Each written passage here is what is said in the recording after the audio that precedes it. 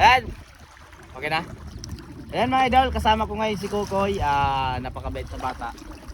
Dito kami ngayon sa tabi ng dagat. Inaantay namin yung ibang tropa. Kasi dito kami gagawa ng mga vlog. Ano Koy? Koy, ano? Di ba dito tayo gagawa? Opo. Mabait yan si Koy. Kasi bibili tayo ng Isda. tilapia. Kasi iyaw-iyaw kami dito. Ayan mga tropa. Sige tayo dito kay pagalitan Koy. Dito kayo, ganda dito kayo. Hindi po yan. Ha? Hindi yan. Wala namang mayari nito eh. Dito? O dito tayo gagawa ng kubo-kubo. Madaming namimingwit lang. Oo, namimingwit lang no. Ayan. So yan, dito po. Ayan guys, kita. Ayan po si Kukoy, napakabait na bata na yan. At napakasunurin din po yung sa magulang. Sawakan mo Koy, kasi kukunin tayo yung mga kawayan.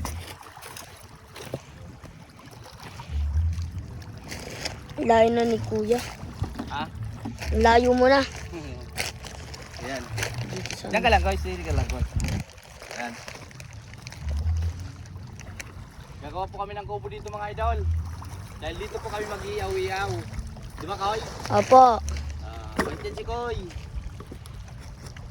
Sabi nga lang, kapag mabait ka sa kapwa, mas may lalapit sa'yo ng mga tao na mas mabait pa. Ano Koy, no? Kuha tayo ng kubo-kubo dito, no? Dito kayo. Yan na lang po. Yan. So mga idol, update na lang po sa mga susunod natin na vlog. Gagawin po namin muna yung base namin dito. Ingat po tayo lahat and God bless po. Big shout out kay Koy. Bye-bye. Okay na Koy? Opo yan.